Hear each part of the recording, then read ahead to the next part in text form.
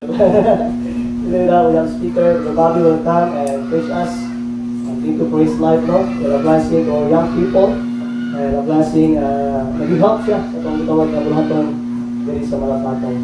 Bobby, preach us karong punta. Amen. Salamat, Beno. Ay buntag sa tanan.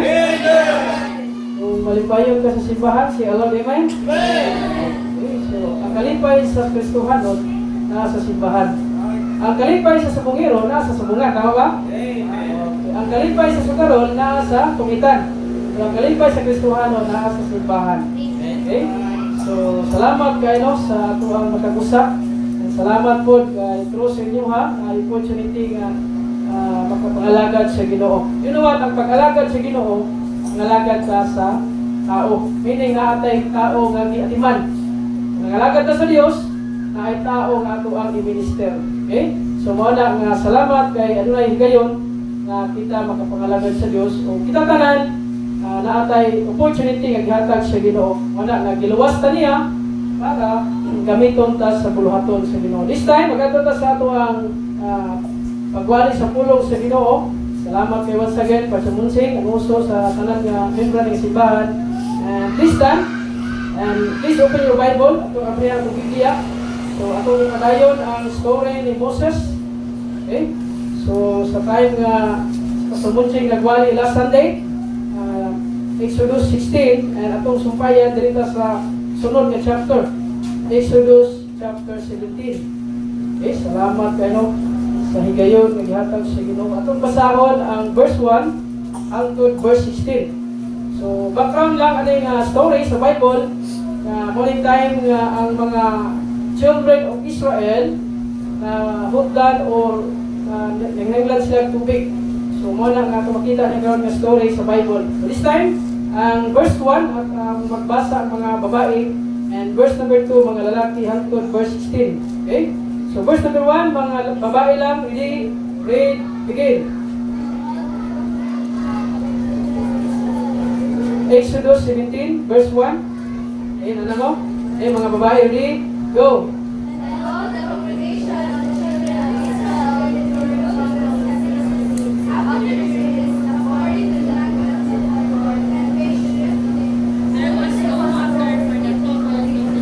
Verse number 2, wherefore the people did side with Moses and said, give us water that we may drink. And Moses said unto them, why check ye me, whereof do ye tempt the Lord?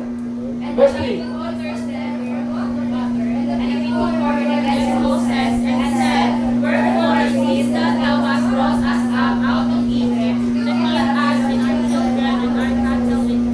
Verse 4, and Moses cried unto the Lord, saying, what shall I do unto this people? They be almost ready to stone me. And the Lord said unto Moses, go before the people, and take with thee all the elders of Israel, and thy rod whither thou shalt notice the river, take in thine hand, and go. Behold, I stand before thee there upon the rock in Horeb.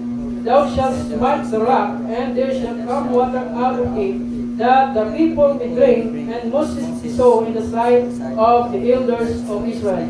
And he called the name of the place Massah, and Meribah, because of the chiding of the children of Israel, and because they tempted the Lord, saying, is the Lord among us or not? Then came Amalek and fought with Israel in Rephidim. And Moses said unto Joshua, choose us out men, and go out, fight with Amalek. Tomorrow I will stand at the mouth of the hill with the rod of God in mine hand.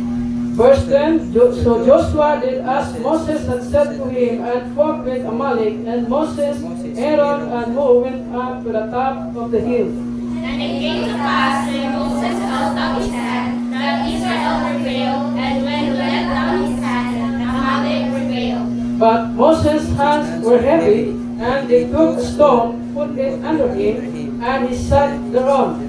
And Aaron and Hur stayed up his hands, the one on the one side, and the other on the other side, and his hands were steady until the going down of the sun. And Joshua is completed Amalek, and his people with the edge of the sword.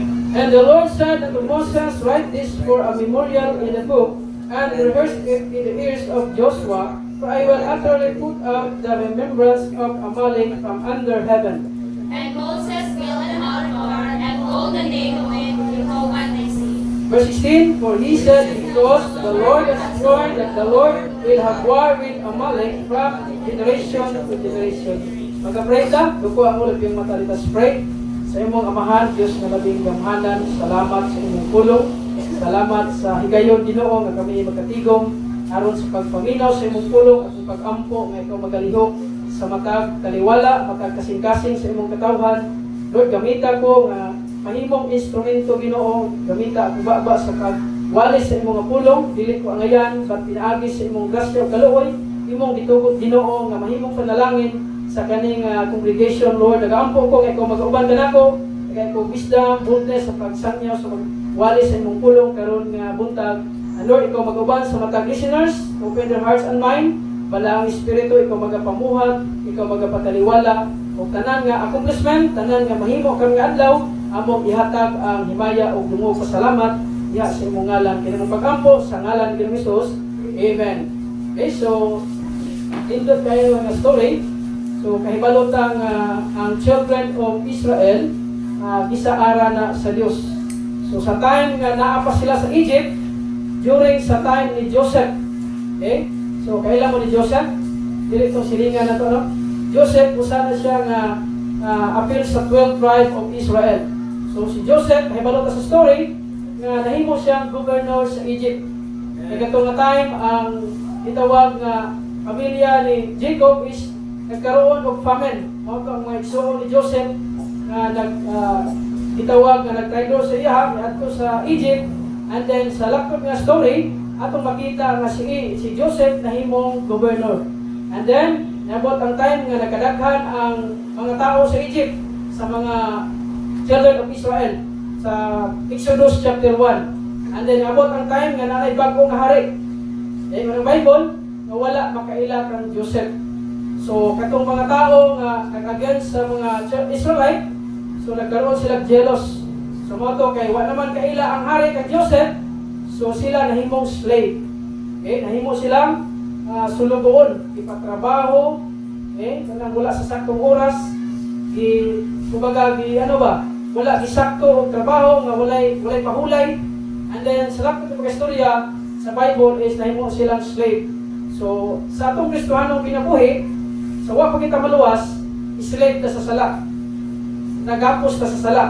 So Egypt is a type, and we know that Egypt is a type of the world, a picture. Okay? So ang Egypt usa siya ka slave, bondage, sa diha wa pa kita maluwas. And then sa diha nga naluwas na kita, naanay gitawag nga wilderness. Okay? Ang wilderness mo kana ang pag-follow nato sa Ginoo. Okay? Una, the picture sa atong Christian life, Egypt is a type of the world. We are in bondage of sin. Okay? Patay ta sa sala. Nagka-follow ta kay Satan. Nanginabuhi ta sa sala. And the moment we get saved, sa diha nga naluwas kita, hinahinay ta nga nagka-follow diha sa Ginoo. Kunya sa diha nga nagka-follow ta sa Ginoo, pareha sa mga Israelite na ay gitawag nga wilderness. Kamingawan. Kunya sa diha nga nagka-follow na ta sa Ginoo, night time nga kita struggle.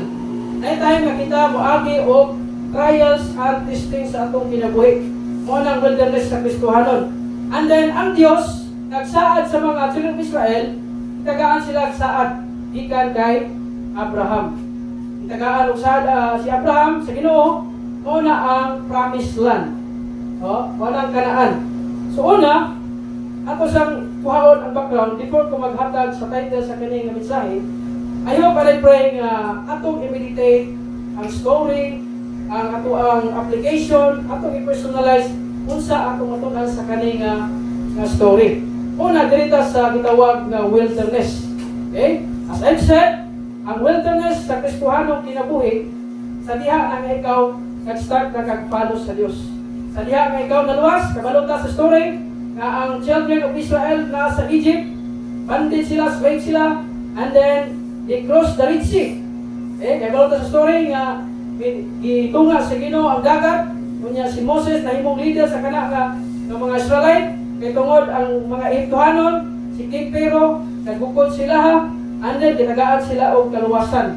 Okay? So muna ang dagat, ang Red Sea na tunga. Ingon ang Bible, dry ang ilahang gilakwan. Walay maskin uga. Makita nimo ang milagro sa Dios. Uga nga dalag ng giagian, and then ang katong tubig nakapare silang gilid, and then sa kana nga story ang mga Israelite nakahawa sa Egypt. Kay mao kana ang purpose sa Ginoo nga ihawa sila sa Egypt, and then mga lagad sila sa Dios. And then pagkabok nila sa Red Sea, dito nagsugod ang pagpalo sa Dios. Naanay wilderness. Ato sa aning kanahon, unsa ning wilderness? Una, ang wilderness is a type of testing. Okay? Testingan. Una, ang Kristohanong kinabuhi, sayo lang kay maluwas, kay si Jesus Christ naghimo sa pinakalisod nga part. Una nga kaluwasan na to, dili kita naghimo. Sa tato? Kaya kung kita maghimo, kung sa panahon sa Israelite, paunsa nila to Picasso ang Red Sea. Ha? Paunsa na Picasso ang Red Sea? Kasi may maglangoy, mag-isod siguro maglangoy. Una, ang Diyos nagplano sa kaluwasan. Dili kita nagplano sa kaluwasan. Una, ang Diyos nagplano sa kaluwasan, kamot, ingon ang Ginoo kay Moses, kanang imong rod, nagigamit nimo, mo kana ang nagasimbol sa kahog sa Dios. Mo na nga ang Israelite nakatabog sila sa Red Sea, and then pagsugod sa wilderness, ug mo po ni sa Kristohanon. Ang wilderness na to sa Christian is time of testing. Sa diha kay kung naluwas, na panahon nga maingon ka nga may wala ko nagpalo si Ginoo. Nganong nahitabo man sa kuwa. Nganong niagi man ko ani nga kinabuhi. Una, ang wilderness, even ang mga Israelite, nakaagi sila og testing. Ang wilderness is a time of testing. Deuteronomy chapter 8 verse 2, yung kamakado nito, pag pinuman tanaw na siya, inistingan na sa Diyos kung tinuod bagi siya mo follow sa Diyos. Pag kami na ay problema ang Israel kaning time. Kay una, nag-follow sila kay Moses. Yes, siya ang leader, si Moses, but the problem is nag-focus sila kay Moses. Wala sila nag-focus sa Diyos.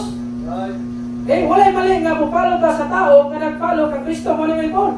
Follow me as I will follow Christ. Pag dili ka focus sa tao, kay ganuan, ang tao masikyat, ma-fail.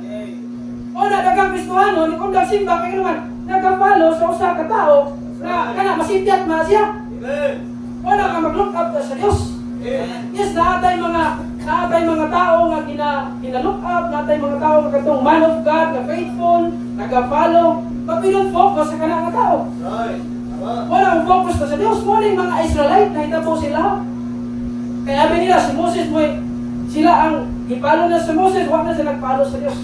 So kaya time, wilderness is a time of testing. God allow wilderness is a season to test your faith.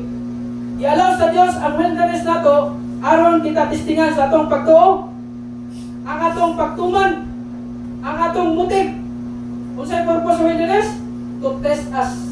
Our motive, our obedience, and also our faith. Not only time of testing, but also ang wilderness is a time of dependence. Usa na siya ka panahon nga mag-depend ka sa Dios. O na, kanina time nga itong ibasa, walay tubig. Ang chapter 16, sa Giwalin Pastor Munching, walay pagkaon. O na, gibada na siya kumana. O niya, kato nga time, ang chapter 15, makita nimo nga, wala po sila tubig. Duha man ni ka wilderness. Ang kani nga wilderness sa chapter 17, itawag ni siya wilderness of sin. Dili, sala, lugar ni siya. And in sa chapter 15, wilderness of sure. Katong time nga na ay tubig kapait, and then nahimong kamis. And in chapter 16, watong time nga sila gigutom, and then gusto na sila mabalik sa Egypt, kaya gusto nila mamatay na lang dito, tungkol sa kagutom, hindi nila maantos. And in chapter 17, lahit na po the story, na wala ka po'y tubig. Okay? Ang wilderness sa Kristohanon is time of dependence. Panahon sa pag-depend sa Diyos. Paminaw, sayon kayo mo depend sa Diyos kung ikaw naa ka sa good times. Tama? Nindot kayo mag-depend sa Diyos na napag kay kwarta nga makuha sa bulsa. Nindot kayo mo depend sa Diyos na napatay bugas sa balay, napatay makao, napatay malungag. It's easy for us to depend on the Lord. But the problem is, kung nanata sa kawan. Sometimes Christians, we look on people. We depend on people. Ang tao pwede ma-fail. Muna nga ang wilderness, dili lang ang mga Kristuhano, dili lang mga children of Israel, even Christians, uagita ang wilderness. Unya ang promised land, paminaw. Una, ang Egypt is a type of the world. Bondage of sin. Ikaduha, ang wilderness, mo ka ng time of testing, time of dependence, and then ang promised land, nagka-picture na siya sa victorious na Kristuhanon. Madaugon. Isa gusto madaog. Okay? Isa gusto na games, kanang basketball, or anything, sports, kaya mo gusto. Gusto magka-building? Wala yung tao gusto mag-building. Kami sa una, hiling mo basketball. During sa akong pagkabatanon, isa kung sa kalayo, ang lugar, ang mga tuwan. Kunya, gusto kami mo daw, kaya siyempre, kapoy kayo baktas. Matapos pagsapa, aron lang mo basketball. Kunya, gusto kami mo daw. Yan ang advice sa mga, kung gusto mo daw, butang o sinsilyo sa imong medyas, sa imong sapatos, ay may kandala. Kaya aron mo daw ko. Naungan ako, isa pag ay pila ka dollar, ibutang sa medyas, kung hindi ko ba modula, hindi hapon. Okay? Muna kita gusto tag madaogon ng Kristohanon. Muna nga, ang promise lang, nagka-picture na siya sa usa ka madaogon ng Kristohanon. Na ay victory. Kung dili ikaw nag-perform sa victory, kundi ang Diyos. Okay? So muna nga, ang Kristohanon, wagi o wilderness. Unsa wilderness? Time of testing, time of dependence. Na time sa imong Kristohanon kinabuhi na wala kang kahibalo sa imong himuon. Wala kang kahibalo asa ka mangita o kwarta. Wala kang kahibalo unsaon pag-fix sa problem. The problem is kita ang mangita kung agi unsaon pagsulbad sa problema. Instead nga musalig ta sa Dios, we depend ourselves sa atong kaugalingon nga kahibalo. Una nga kita ma-fail ta. Time of dependence. In the wilderness like Israel, ang Israel, wala sila nag-depend sila sa ilang makita. You cannot depend on money. You cannot depend on riches. Dili ka pwede nga mag-depend lang sa unsa makita nimo. Mga inahan, kung naakay anak nga professional, you cannot depend sa inyo always. Mayo ka, salamat kaya nakagraduate ako na naka-eskwela, wala mali anak. But it's not always na mag-depend ka sa lahat. You need to depend on the Lord. Amen. All ang wilderness na to. A time of testing, a time of dependence, and next is, you cannot depend on fame. You cannot depend on comfort. You cannot depend in mana nga gi-provide sa Ginoo sa mga Israelita. Next, what is wilderness? Time of preparation. Before God promotes or sends you into a greater purpose, usa ang Ginoo mo padala or buhatag kanimo buluhaton naa sa gitawag nga preparation. Just like matugag simbahan, Bernes pa lang nangandam na ka. Unsa akong suoton, unsa pwede ako ang himuon para ugma preparasyon nga magsimba. Mao na usahay, dili kita prepare sa atuang pag-adto sa simbahan, mao usahay kita gitawag nga mag-struggle sa atong oras kay inuman. Mali atuang or wala ta naka-prepare. Now, wilderness is a time of preparation. It brings you through the wilderness to shape our character. Now, ini atong bakasan na sometimes dili man ta perfect, na ay time sa preparation.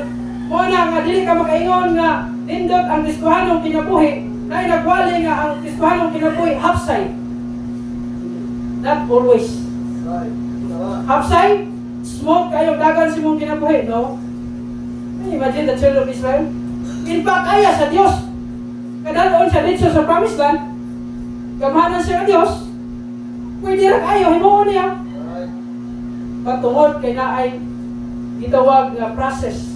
Time of testing, time of dependence, and time of preparation. You know what? Si Moses, sa wala pa siya gitawag sa Ginoo aron i-lead ang mga Israelite.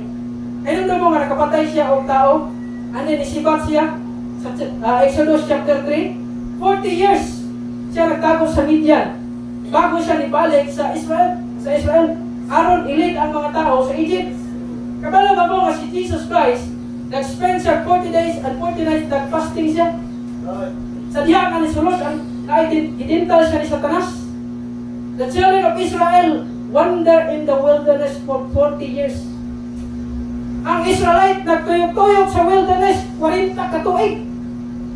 Imagine na to. Pila na ka years karon? Mag 4 years.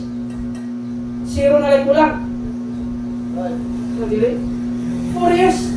Imagine nimo ang mga children of Israel before sila mag-enter sa promised land, nagisaad sa Dios sa ilaha, ang victory sa atong Christian life, ang kadaugan sa ato ang kinabuhi, ang promised land, nga gisaad sa Ginoo sa diha kay ikaw naluwas, dahil di lang pagdadon ka sa langit, kundi iyang saad na kay kadaugan sa imong kinabuhi, abundant sa panalangin mo na promise niya. Amen. Right. 40 years nagwander, nagatuyok ang mga children of Israel sa wilderness. Ano man? Because of unbelief. Right. Because of rebellion. Wala'y pagsalig sa Diyos. Pero in fact, faithful ang Ginoo. Ibig silang 40 katuig, ilahang gituyok ang wilderness, pero naabot sila sa gitawag ng promised land. Right.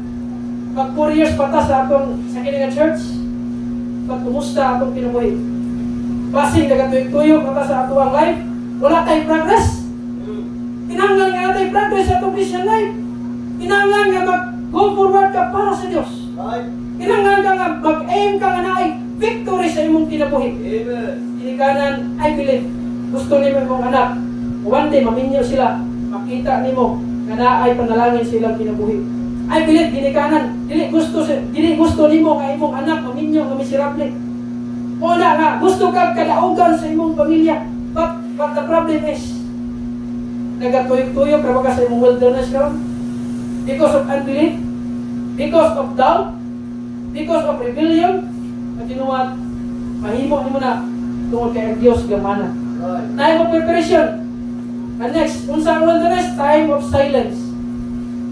Kung bitaw na nga, isisi ni sa mga Israelite si Moses, kaya nga naman, silent ang ginawa nga time. Nawadaan sila tubig, nawadaan sila pagkaon. Silent ang ginawa. By the way, God is silent doesn't mean God is absent. Right. Ang Diyos silent sometimes sa atong kinabuhi. But doesn't mean absent siya sa atong kinabuhi. He's always with us. In the Bible, He will never leave us nor forsake us. That's the promise of God. At sometimes sa ato ang kinabuhi na will lie silent. Sometimes na ay problema. Kumbaga, ang ilahang istorya nga kanang nalagugan ka sa kalibutan, silent ang Diyos nimo, but you know what doesn't mean ang Diyos absent para nato. He's always with us. Jesus Christ is the same yesterday, today, and forever. Amen. That is the promise of God. Right. Not only time of silence, but also time of growth. Ang wilderness sa atong Kristohanong kinabuhi, testingan ka sa Diyos, testingan ka, depend ka sa Diyos, testingan ka or time for preparation sa imong buluhaton. Si Moses, gitestingan, bago siya, gigamit sa Ginoo nga mag-lead sa Israel, pagawas Ehipto, gitestingan siya. And not only time of silence, but also time of growth. Ang wilderness, panahon na siya nga ikaw mag-grow. Right. Mag-grow ka sa imong Christian life. Ayaw pabilin sa pagkabata, sa pagtuo. You need to grow sa imong Christian life. Amen. Sometimes, mahagi kang wilderness. Sometimes, mali ato ang pag-picture out sa mga problems na maabot na to. But be sure, kung na may problema maabot na to, atong hinumduman, atong examine, atong kagaling, Lord, basin nakahimo kong sala, o na nga naabot sa kang problema, or basin, itistingan ta sa Diyos. Right. Amen. You need to grow. Kaya kung di ka mo grow sa imong pagtuo diya sa Ginoo, di ka mo grow sa imong Christian life, it's easy for us na mubalik sa Egypt. Right. It's easy for us to back to our old life. Mubalik ka sa atong kaugalingon nga habit. Mubalik ka sa atong kaugalingon sa ato nga dati nga magkinabuhi nga wala may maayong kabutang sa mga butang nga atong nahimo sa una. Right. Amen. Ingon ni Paul nga kanong balikon pa man atong barog tong kinabuhi na ko sa una nga mamatay tao man ko. Mo na kinahanglan ka mo grow. Mo na nga ang wallet ay sometimes sakit. Mismo kami po nasakitan po sa pagtuo na mo sa Biblia. Right. Kaya ang pagbali sa pulong sa Ginoo, tanan. And some Christian, ginamisinterpret nila, sila lang giigo. Inoy, Right. kitang tanan. Right. Para ni sa tanan. Una, ang pagwali sa pulong sa Ginoo, usahay sakit, salamat kanay sakit. Kana kung masamad ko kagon. Kung tangi ko nagkakahuli ba sakit kayo, dusa oy. Pero makayo. Tama dili. Ang pagwali sa pulong sa Ginoo, sakit sa atong kasing-kasing. Muna yung Jesus Christ, and ye shall know the truth, and the truth will make you free.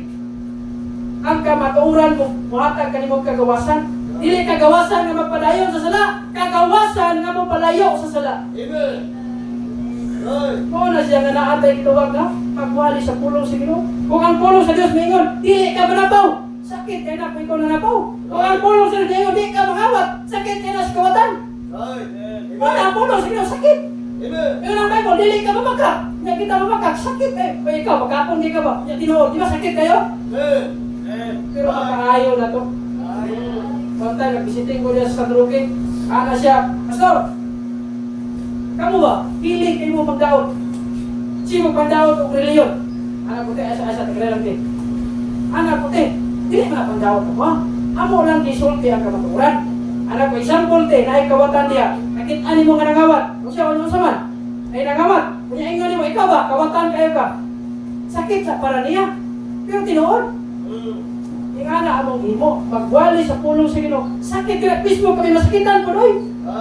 Pero need nato masakitan in order nga kita di na ta mohimo sa kanang kasalanan. Ano imagine kung ikaw luwas nagpadayon kasi mong sala, kunya walay pagdisiplina nimo. Imagine na kay anak, kunya nagkamali. Lakaw lang na. Kalinaw, pagtuo, lakaw. Bisag naghimog sala. Naagay mo na. Diba? Mawapod kita. Higog mata sa Diyos, anak na sa Diyos, sa diha nga naluwas na kita, nahimo na tang pamilya sa Diyos, kinahanglan nga kung makasala man kita, kastiguhon ta sa Diyos, padadaan ta og problema, padadaan ta og mga butang nga sometimes maka-discourage na to, kay inuman, ipanisan ta sa atong mga sala. Ikastigo ta. The time of growth. So by the way, gusto ba mamutubo sa iyong pagtuo? Amen. Gusto ba mag-mature ka sa imong Christian life? You know what na mga church nga 10 years, 20 years, hantod karon wa gyapon itubo. Kabalo ba mo nga nay tao kung nay bata, hindot mo kay pagkaon ta? May mga gatas, pagkaon hindot kayo. Then mag-wonder ka usahay mo kanang bata, di man utubo. May something problem, di ba? Tama ba? Maybe na ay sakit. Di man ka kusog pagkaon, hindot ang pagkaon, kung wala itubo. Ang Coastline Baptist Church, ang pagwali sa pulong sa Ginoo, kamatuoran, unya makatabang kanimo in order nga kamo tubo sa imong pagtuo. Una nga kita kinahanglan ta motubo, di lang physically. The problem sa Kristohanon karon, tampo kay physically, pero payat kay spiritually. Dali lang kay ma-discourage, dali lang kay ma-offend. Kamay lang nga istorya. Ay, di na ko mo simba, di na ko mag-involve sa ministry, kaya nga mo na yung ingon sa kuha. Ayaw, basi ang ingon sa tao nimo, basi ang ingon sa Dios para nimo. Kaya kung magpanda sa tao, discourage. Time of growth. Next, how do you know you are in the wilderness? Kung saan ka nakahibalo, na naa ka sa wilderness. Kamingawan. Una, you feel spiritually dry. Meaning, wala na kay desire. Kasi naalis sa tuwa. Wala na kay desire sa pulong sa Diyos. I'm not talking Sunday, but daily sa imong kinabuhi. Basin, wala tayo gana ni ikaw, paminaw. Even ako, sometimes kung di ko aware ani, maka-experience ko spiritually dry, ano man. Nay time nga usahay, di ko ganahan mabasag Bible. Nay time nga di ko ganahan mo atog ministry. Pag mo atog ministry, kaya naman, aron ma-encourage ko sa puluwaton sa Diyos. How do you know you are in the wilderness? Maybe you are in the period of waiting. You are spiritually dry, walay desire, walay panahon sa, walay tinguha nga manginabuhing matarong, maybe naa ka sa wilderness. You're struggling. You're struggling financially. We're struggling our family. We're struggling anything. Na nag-struggle ka sa itong kinabuhi. Naa ka sa wilderness. God sits silent, but doesn't mean He's absent. What should you do in the wilderness? Kung sa imong buhaton sa wilderness. Kung naa ka sa imong Kristohanong kinabuhi, naa ka sa wilderness, kung sa imong himon, stay faithful. Paminaw. Nag-faithful ta sa Dios, di tungod kay faithful ta. Nag-faithful ta sa Dios kay naman ang Dios faithful na to. Amen. Right. Una nga ako lang sa una kisa mo wa mo ko nag-dream ani. Di man yung ganahan mo simbahan. Ganahan lang kay pamainit. Pero kay pamainit di mo simbahan eh. Pero nganong salamat ug grasya sa Ginoo nganong padayon mo ko nag-faithful sa Ginoo. Kay ang Dios faithful una sa akong kinabuhi. Right. Kung ma-experience mo nga faithful ang Ginoo sa imong kinabuhi, wala kay rason nga mag-excuse ka sa pagdili sa simbahan. Right. Kung ma-experience mo ang faithful ang Ginoo sa imong kinabuhi, i-provide sa Ginoo ang need nimo, i-proteksyonan ka sa Ginoo, na ang panalangin sa Ginoo nimo, you experience the faithfulness of the Lord, and wala kay reason na mag-unfaithful ka sa Dios. Right. Amen. You need to be faithful. Stay faithful in the church. Amen. Stay faithful in your Bible reading. Stay faithful in your prayer life. Stay faithful doing the things of the Lord. Not only stay faithful, but also depend on God daily. Don't go back to Egypt. Don't go back in your own life. Ay nagbalik kong sabong. Ay nagbalik kong tungit. Ay nagbalik sa mga butang sa kalibutan. Ay walay maayong na butang sa kalibutan. Right. The world is getting worse. Amen. Ang kalibutan naga-worse ang naga-worse. O na, kita ang Kristohanon. We need to stand kung sa ang ato ang giparugan sa pulong sa Ginoo. Don't go back to Egypt. And not also to go back, but also don't return in your own life. A life of sin. I believe this. Kung kita tinuod nga luwas, makasala man ta. Pero di ka magpabilin sa sala. O ano? Makasala ta. Sa una, sometimes sa atong pagstorya, makasala ta. Pag dili na siya rason nga magpabilin ka sa sala. Eh walay kalipay sa Egypt. Walay kalipay sa kalibutan. Sa sistema sa kalibutan. Adto ta sa promised land. Unsa man ang promised land? Una, ang promised land yuta nga gisaad sa Dios kang Abraham. Genesis chapter 12 verse 1 to 7. Kita magato dito. Kay dili pa ni mga tong lesson. Katulad ni again kadali. Unsa ang promised land? Yuta nga gisaad sa Dios kang Abraham ug sa iyang kaliwatan. Genesis 12 1 to 7. Genesis 13 chapter 13 verse 14 and 17. Kini nga yuta gitawag nga Kanaan sa una. Unsa ni promised land? Isaad sa Dios kang Abraham o sa iyang mga kaliwat. O gitawag kini nga Kanaan sa una. O kini karon mahimong sa modern day Israel, Jordan o mga dapit sa Lebanon, Syria o Palestine. So mao na Kanaan, the promised land nga gisaad sa Dios kang Abraham. Now unsa may naa sa promised land? Sa kulang ingon ang promised land, naga-picture na siya og victory. Abundant nga kinabuhi.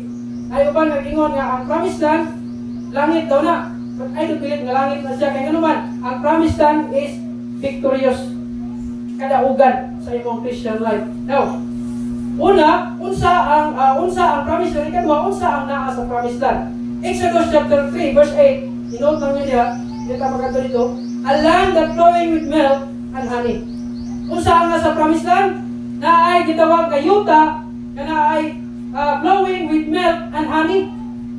Ay pastor nga nagwaling ang promised land daw kung magbugwal ka sa yuta o gawas ang gatas o ang dugos, honey, hindi na literal niya pagsabot. But ang promised land flowing with milk and honey is a land that abundant. Abundansya. Lindot kung magtanong ka. Unsa ang as promised land? A land that flowing with milk and honey, nagpasabot kini nga yuta abunda. Sa Kristohanon nga kinabuhi ang promised land atong abrihan kadali para natay kinilang nga verse. Unsa ang promised land sa atong kinabuhi? John chapter 10 verse number 10. John chapter 10 verse number 10. Yung ang Bible dali, familiar kay nga verse. John chapter 10 verse, the Bible says, the thief cometh not but for to steal and to kill. That is Satan. And to destroy. Only desire ni Satan. Siya kawatan, siya but for steal and to kill and to destroy. Ang iyang desire is on atong kinabuhi. I-destroy imong life. I-destroy imong family. Muna yung desire ni Satan. But look at last phrase ng Bible. Bible says, I am come. I am come that they might have life and that they might have it more abundantly. Basahan sa Bisaya, ang kawatan wala nagaanhi apan aron sa pagpangawat, sa pagpatay, o sa paglaglag. Ako may anhi. Sabi na daw? Nagsunod sa Bible? Ako may ani aron sila unta makabaton o kinabuhi. Kinabuhi dayon. Ano express? O nga sila unta makabaton ni ini nga mas madagayaon. Gusto kag abundance sa imong kinabuhi? Gusto kag abundance sa panalangin? Gusto kang ang imong pamilya ma-save? Gusto kang imong pamilya naa sa kalinaw? Gusto kang imong pamilya satisfied? Follow God. Parang follow. Kailangan natin follow sa Diyos. Next. Unsa nga sa promised land? A land that flowing with milk and honey. Nagpasabot, yuta nga abunda.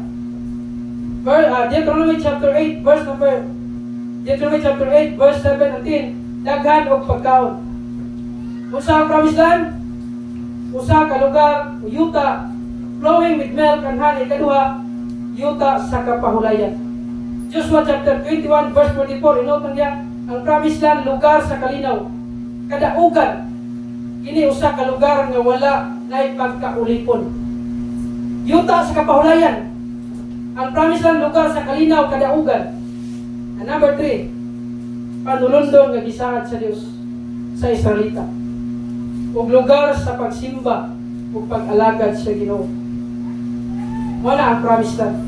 Kung imong tanaw ng Deuteronomy chapter 6 to 10, pag abot nila sa promised land, naay balay nga dili sila nagtungkod, naay well nga dili sila naghimo, naay pananom nga dili sila karon nga ilang maharvest.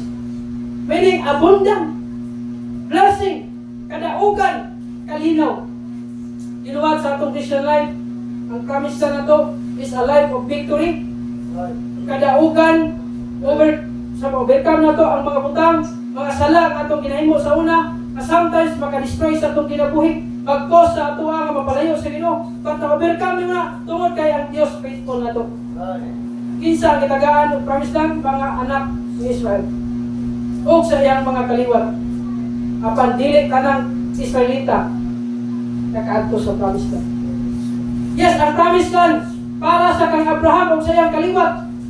But the problem is, dili tanan taga mga children of Israel nakaabot sa promised land. Even Moses, wala nakaabot sa promised land. Ikaw na siya nakakita, wala siya nakaabot sa promised land. Kung imong tanaw ng Deuteronomy chapter 14 verse 31, na ay mga tao dito nga ipangpatay. Kaya naman itong 2 spies, itong nagpadala og spy ang si Moses, and then ang kaning kung 12 spy, itong pulo, negative ang balita. Only Joshua at Caleb, kamingon nga, na ay boldness, na ay kadasig nga makontinyo. Katong nga mga tawhana, may mong basahon ang Numbers, ito magkanto dito. Numbers chapter 14, verse 31. Ang uban sa ilang namatay, wala nag-abot sa promised land. Kabalo ba mo sa atong Kristohanong kinabuhi? Na sometimes, maingon na lang ka, may pagwa na lang po ni undang. Parihaw ka po niya. Nanaw ka po niya sa choir. Nindot ka pong kanta. Panalangin ka pong pamilya. Pero kay ni undangan. Tungod ang unbelief. Yes, we are saved. But ma-miss na to ang panalangin sa Diyos. Nga para uta na to. Na-miss na to na because naatay itawag nga disobedience. Naatay unbelief. Na magkatuta sa mensahe. Exodus chapter 17, at time nga nawalan sila tubig. Ano ang mga Israelite nagbagulbol. I believe kining mga Israelita no baptist do eh. Baptist ni mga Israelita ba ano man? Nagbagulbol. Nagamurmur. And all the congregation of the children of Israel journeyed from the wilderness of Sin after the journey according to the commandment of the Lord, and peace and with them, and there was no water for the people to drink. Duha ka problema ani nga story. Una, walay tubig. Ang verse 18, niagi og panag-away ang Amalekites. So una, nawad-an sila tubig, pero ang Diyos faithful gyapon, nag-provide sila og tubig. Isugo si Moses, kaya kani nga time kining mga Israelita gusto nag-stone to death ang si Moses. Nagsuko na kay si mga children of Israel ba kay Moses. Ano, gidala sila sa wilderness nga, pwede man sila sa Egypt o kabilin. Kung nasuko kayo sila, kaway tubig. Ano ni kaduha, and verse 18, na ay panag-away. In verse number 8, the Amalek. Unya, may abot si Amalek o nakik-away sa Israel diha sa Rephidim. Muna kanina time, ang mga Israelite, suko kay Moses, anin si Moses, iampo sa Diyos. Kapalo ba mo kining atong pastor? Kung ato ning atakihon atong pastor, di man pwede mo balos. Ang imo na ni, muampo ra gyud sa Ginoo, buhila ra gyud sa Ginoo. Ay ano? I-stone to death na si Moses kay suko na kay mga Israelite. Pero wa man niyo si Moses diha nga. Kung i-stone to death, balusan ta pag pagto mo din. Pero wala. Himon Moses rin, he cried unto the Lord. Mihilak siya, mihangyo siya sa Diyos. Wala, isugo sa Ginoo si Moses. Moses, in verse number 6, at verse number 5, o ang Ginoo mingon nga to ni Moses, adto sa tubangan, sa katawhan, o dadauban kanimo ang mga katigulangan sa Israel, o imong sungkot. Okay? Ang imong sungkot, nagasimbol sa gahom sa Diyos, nga pinaagi nini, ikaw mihampak sa suba, katong water para imong blood. Naghampak ni Moses, katong rod na iyang gigamit. Kaya ang Bible, dad-adya sa imong kamot o lakaw. Verse number 6, tanawa, ako mubarog at tubangan kanimo dito ibabaw sa bato sa hurit o muhampak sa dakong bato. Moses, hampak ka ang dakong bato. Unya, mugawas ang tubig. Aron ang mga Israelite mabuhi. Next, verse number 6, kung ikaw muhampak sa dakong bato, o kanunay mugawas nga tubig, gikan ini aron ang katawhan makainom. O si Moses mibuhat sa ingon sa pananaw sa mga katigulangan sa Israel. Verse number 7, o siya mitawag sa ngalan sa dapit nga Masa o Meriba tungod sa pakiglalis sa mga anak sa Israel. O tungod kay sila mitintal sa Ginoo nga nagaingon, ang Ginoo ba uban kanato? Sometimes mana ta ba? Tinuod ba ang Dios kagamhanan? Sometimes maingon ka nga, tinuod ka siya nga mag-provide sa akong need. Ano? Tinuod ba kita Ginoo dili? Sa diha nga gi-provide sa Ginoo tubig. Problema ani mga Israelite, to see is to believe. Mutuog Dios kung ay makita. Pero kita ba? Kung panalangyan ka ni Lord, musimba yung Domingo. Why not you believe first and you will see the power of God. Wala purpose. Mutuog ka sa Dios aron makita ni mo unsa siya kagamanan. Dili kay tan-aw sa imo ang resulta, usa ka mutuog sa Dios. Kali siya nga perspective. Una mutuog ka sa Dios, musali ka niya, anin makita nimo ang resulta gahom sa Dios. Makita nimo ang milagro sa Dios. Nga paminaw. Unsa yun sa verse 7? Og siya mitawag sa ngalan sa dapit nga Masa ug Meriba tungod sa pakiglalis sa mga anak sa Israel. Kabalo mo kani nga lugar? Kung imo ning tan-aw na lugar, nagastorya na siya o legacy. Kani nga lugar, morning time nga ang mga Israelite nagreklamo nako. Morning time nga ang mga Israelite gusto na ko patyon. Even Moses sa imong Christian life, unsa nga legacy atong ibilin sa atong pamilya. Ay akong papa makita na ko always nagaampo. Ang akong bana nakita na ko always nasa simbahan. Salamat sa Ginoo. Ang akong ginikanan always na nasa simbahan. Faithful sa Ginoo. Naay legacy. Mawala pa kaning kalibutan. Basta ay mo follow sa imong legacy. Ang imong pagtuo, ang imong pagbarog diya sa Dios. Wala pa tas title no? Ato tas title na to. Buko lang kayo ni Gawali. Okay? So na hatag naman ako ang introduction. Okay? Introduction pa lang to. So the title of the message karong buntag is The Remedy of a Rebellious Heart. Tambal sa kasing-kasing nga rebelyoso. Kaya mga Israelite, nag-rebelde man sila. Di against Moses, di against sa Ginoo, na sila rebellious na kasing-kasing. But by the way, we are saved, mas kung kita rebellious ang atong kasing-kasing diya sa Dios. Na itambal ana, pilagi sa pulong sa Ginoo. Amen. Right. Kini nga tambal, dili ka makita resita sa doktor. Kung nakay sakit, na may resita, ay tambal. Pero kani nga tambal, nga naatay rebelyoso nga kasing-kasing toward the Lord and also towards sa mga man of God. Most of the time, di ta aware ani, we can experience sa kini nga kahimtang. First of all, ang rebellious na kasing-kasing, una, mutubo na siya out of discomfort. Ano na siya? Ang rebellion often grows out of discomfort. Pasabot, ang rebellious na kasing-kasing, nag-start na siya, nag-grow na siya, when naa ka sa discomfort. Wala na sa comfort. Kaysa time ni-cross sila sa Red Sea, nakita nilang milagro sa Diyos, nakita nilang gahom sa Diyos, wala sila na rebelde. Kita ba na sa Bible nga diyan, itabog sila sa Red Sea. Mingon sila, paano tinuod ka Ginoo? Nagipika sa dagat? Siguro pulis kayo. Wala din sila nag-rebelde sa diya, nga sila sa comfort. Sa time nga sila sa wilderness, one time nga sila nag-rebelde sa Diyos o sa kay Moses. Nga naman, ay tungod, ang rebellion of heart start nagsugod sa discomfort.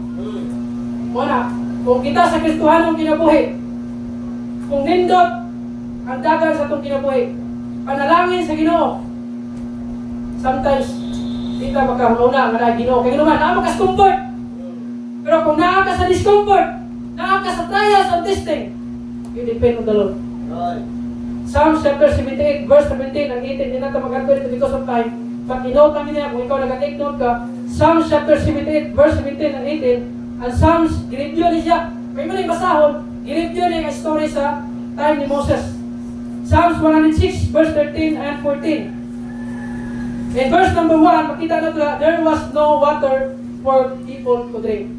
Meaning, na ay panginahanglan, na ay need, na ay problema, na ay pagsulay, aning atay. O na nga ang rebellious of heart, nagasugod in time of discomfort. When was the last time na akas pagsulay, but still you are faithful? When was the last time, kabisan ka na akas sa problema, struggle sa imong kinabuhi, but still you are faithful in the Lord? Out of discomfort. Wala tayo malungag, discomfort na, ha? Wala tayo bayronon, tinanglan na to bayran. Wala tayo makitaan ng kwarta, wala tayo makuha ng source. Discomfort na. But make sure na mo depende sa Diyos. Dili ka mo tanaw sa problems. The Israelites face another hardship. No water. Instead of remembering God's past provision, they panic.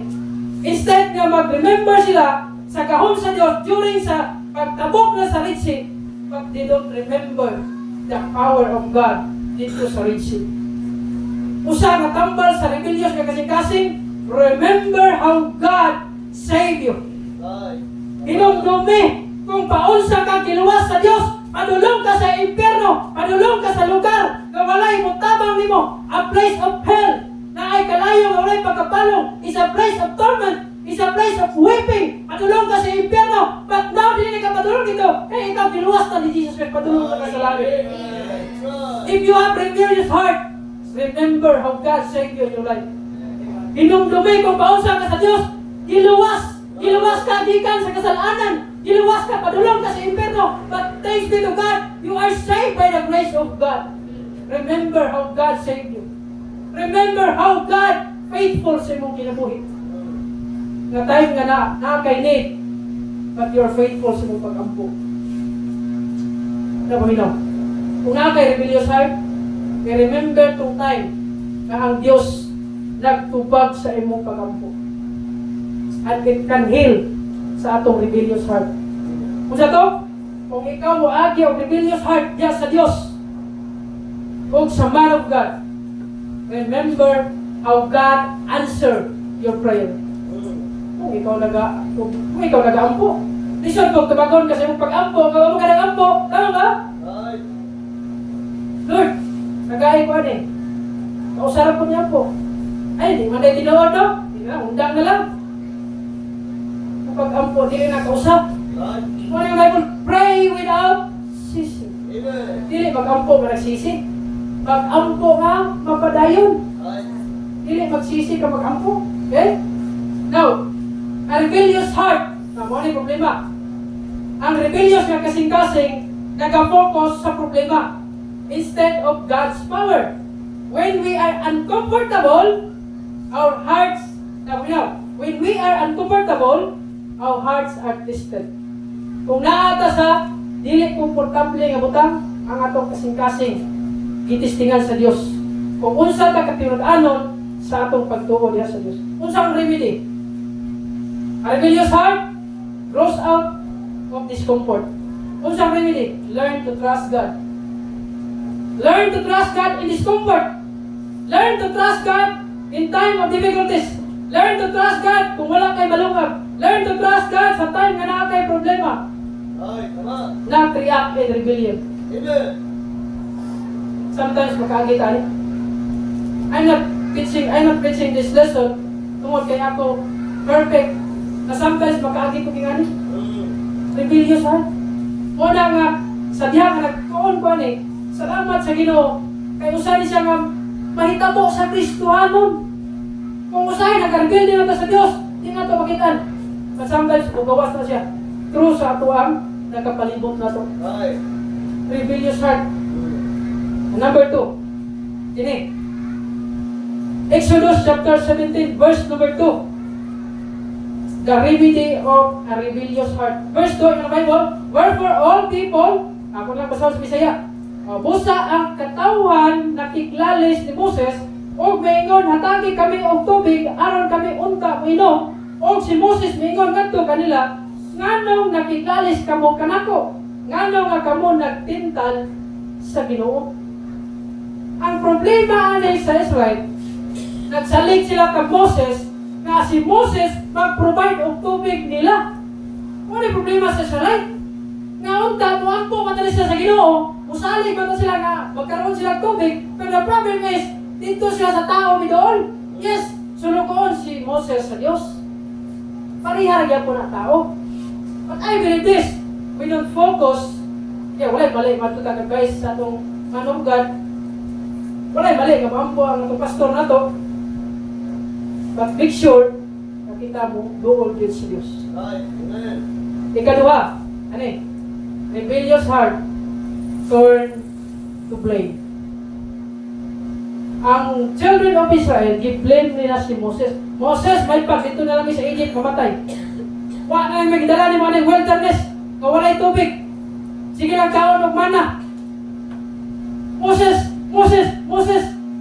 Rebellious heart, blame each other. Sad to say, wa kita ni. Sometimes nag-blame ka Kristohanon. A rebellious heart turn into blame. Pagkantay mo kay Iba. Iba nga mag-ikaon mo ni mo itong prutas. Kanto magong bitin. Kaya dan, anong ikaon mo ni mo ito? Hindi magong babae nga imong gihatag.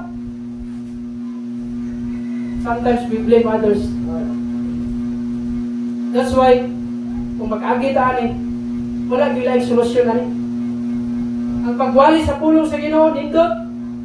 But the best way nga ikaw ma-heal sa rebellious heart, you need to go back sa imong prayer life, you need to go back sa imong Bible reading, you need to go back diha sa mga butang nga iya sa Ginoo. Rebellious heart toward to blame. We blame others. Siya manggod, gisulti manggod niya, ibis kay secret rato namo, karon nakaibalo ng tibokos line, di na ko mubalik, siya manggod, iya manggod kong giaway, iya manggod kamo ginigihimo niya sa kuha, you blame others. Right, amen. Instead, you blame yourselves. You blame others, instead you blame yourselves. O blame ka sa uban, i-blame imong kaugalingon. Maybe dili sakto imong relasyon niya sa Diyos. Maybe wala kay time niya sa pulong sa Diyos. Maybe nga wala kay panahon na mag-speak ang pulong sa Ginoo sa imong kasing-kasing. Or nagbasa lang ka. Mura lang kag nag-duty. O walay pag-speak sa imong kasing-kasing. Rebellious heart towards the blame. Nawala pa rin ang ministry, tungod niya. Nawala pa rin ang butang, tungod niya. Walay matabang na. Amen. Ito kaminaw. Do you think kini children of Israel? Bisan pag i-stone to death niya si Moses. Wala kay matabang nila. Sa atong kinabuhi karon, Sige, tag-blame sa uban, di na makatabang di mo. Ang makatabang di mo, you need to go diha sa Dios. Kita ba mo tayo kung ano may tao nga, ay siya manggod. Yan, nasulba na problema. Wala. Sometimes, inganin ta. Dili lang kamo. Even me. Problema kag tao, sino na siya? Sa diya ka masayop ka, sometimes i-blame na ito kuban. Pero kita ba yung nag-desisyon? Siya magod Kuya Bob. Ihatagan magugog number sa cellphone. Tinagaan magugog niya. Nag-friend request magugog siya sa kuha. Andi, nagligaw rin siya sa kuha. You blame others, imuha mo ng desisyon. Sa diya, kasal ka na, may sarap na imong kinabuhi. Kanya, i-blame ko rin mong tao na naghatag ka itong number. Siya magugog Kuya Bob. Siya magugog i-friend request. Di-confirm na mo na ako. Siya magugog. O, nangyayari na ko ron. Anong naundang na magkasa ministry? Siya magugog. Always blaming others. Ang pag-blame sa uban, we cannot help akong kagalingan. Even the children of Israel. Number 3. They blame for Moses for thirst as he was responsible for the need. People with rebellious heart. Okay. Ang tao na rebelyoso at kasing-kasing look for someone to attack. Just make this statement. A rebellious heart look for someone to attack. Akong Bisayaon. Ang rebelyoso nga kasing-kasing muatake sa uban nga tao. Even Christians. That's right. Young people attack these young people. Adult attack this adult. Right. A rebellious heart attack other people. Ang kalaban dili ang imong katapat. Behind the back. Kita ba kag sundalo? Nagipusil na yung kauban? Wala. Unless na lang ang kalaban magpakasundalo. Hindi kabantay. Wala Kristohanon, magbantay tani. We attack other people, kani mo natin ang kalaban. Ang kalaban na to, the world, the system, the flesh, and the devil. Always remember kisa itong kalaban? The world, the system, the flesh, ang atong unod. O ang yawa mo na itong kalaban. Dili na katapat ni mo. Do you think malibay ang Diyos kung atakiyo ni mong Kristohano ni kauban si ba? Hindi. Do you think malibay ang Ginoo nga atakiyo na to other people? We cannot help sa kanang tao if we attack people. Always remember, a rebellious heart, you attack people. Remedy, instead of blaming others, bring your needs to God in faith. Instead of blaming others, instead na mag-blame ka sa uban, bring your needs to God. Idool sa Diyos.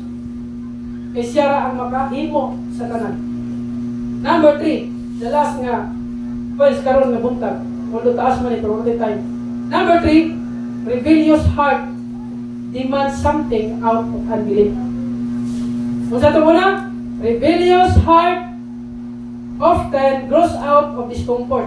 Ikaduha, a rebellious heart turn to blame others. Naaday reference na Proverbs chapter 19 verse number 3, di natamagan to because of time. He blamed for Moses for the thirst sa kauhaw as he was responsible for the need.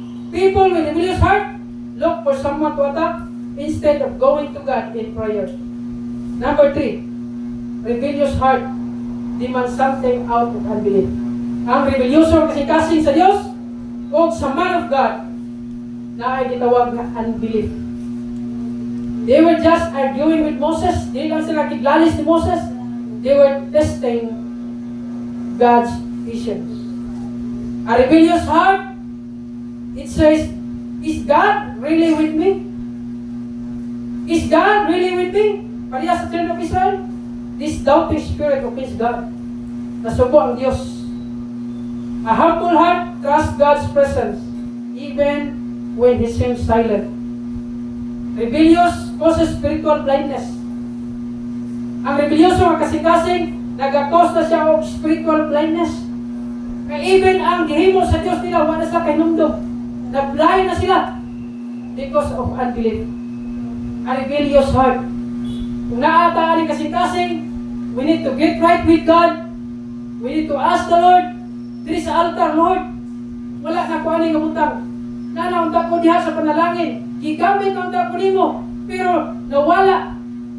Kay tungod na ay rebellious heart akong kasing-kasing. Dili ko makatabang ninyo unless mamudoon mo sa altar niya.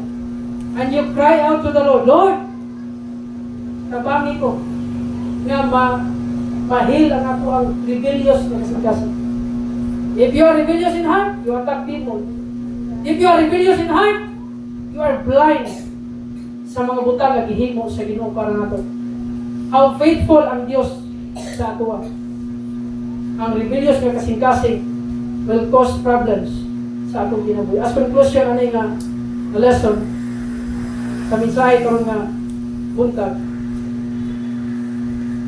A rebellious heart can be healed when we turn to prayer. Conclusion.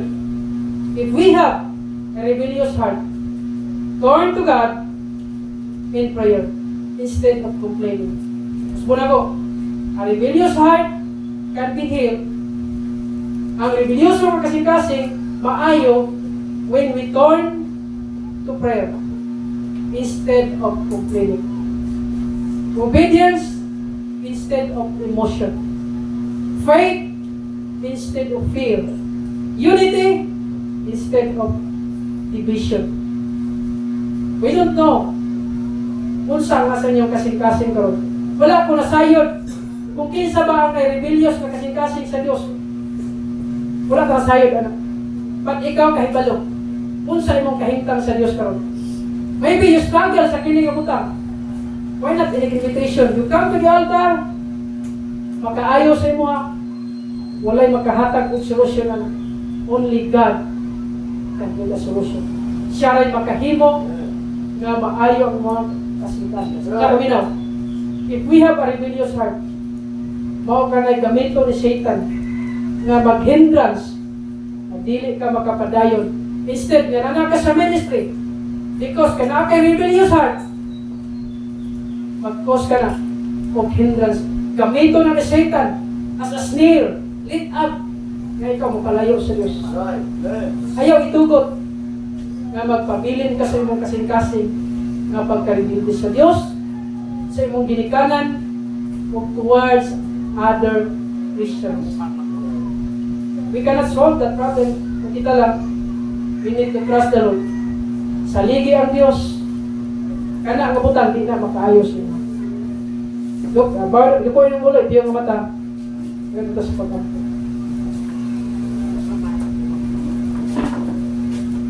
Let's pray sa imong amahan, Diyos ng labing gamanan. Salamat, Ginoo, sa mensahe ay mong ipabot karon nga buntag. Salamat sa story, sa life ni Moses, even sa mga children of Israel nga nag-rebuilding, nag-amormon, at na ay example, Ginoo, just like Moses, na wala siya mag-take of revenge, iyang gisalig, iyang gihilak, iha sa imo. Lord, wala ko nasayod unsa kahimtang sa matag kasing-kasing sa mga tao karon. Pati ikaw mismo, Ginoo, nasayod unsa ilang kahimtang. Maybe some of them, Lord, naani nga butang. Akong pag-ampo, Lord, ikaw mag-intervene. Ikaw mag-word sa ilang kasing-kasing. Kadili lang taman sa pagpaminaw. Apan kini nga mensahe, Ginoo, mahimo kay turning point nga mo follow diha sa imong kabubuton. Na sometimes, Lord, ma-miss na mag-blessing because namin disobedience, namin rebellious heart. Lord, ikaw mag-work, ikaw mag-bless this invitation. We love you in Jesus' name. Ilungkot sa kulot yung sa mata, every head bow, every eye closed. This morning, what a blessing to see the message from the Word of God. And I believe the Word of God is a blessing for us. I don't know how God works in your hearts, but I believe all of us, we have a rebellious heart. I don't know, in every area, sa imong kinabuhi, na feeling that you are rebellious in God. But don't let's stay in the rebellious heart. Remember that you are saved. Remember that you are going to heaven. Wala yung rason igsoon magrebelde sa Ginoo. Because He is faithful. He is merciful. His grace is sufficient for us. I believe Satan is the author of rebellions because he rebelled before he came into this world. Satan is a cause of rebellious, doing something to hurt us, doing something na ma-impart sa tuwa pagka-rebelliouson niya. But hope this morning, the message is very clear. We have the remedy, we have the solution. Daas at huwag so today. If you continue to be a rebellious, or else you surrender everything to unsay na sa imong heart. Yes, Lord, people will hurt you. Members will hurt you. Maybe pastor will hurt you. I hope dili na mahimo ka maging rebellious ka sa tanang kabutang. Maybe this morning, if God spoke to your heart, I don't know when every area sa imong kinabuhi this morning, I believe God sees your heart. God sees my heart. He gave us a message that very, very important to us today. And hope we can surrender this to our God. God, there is so many, in any reason,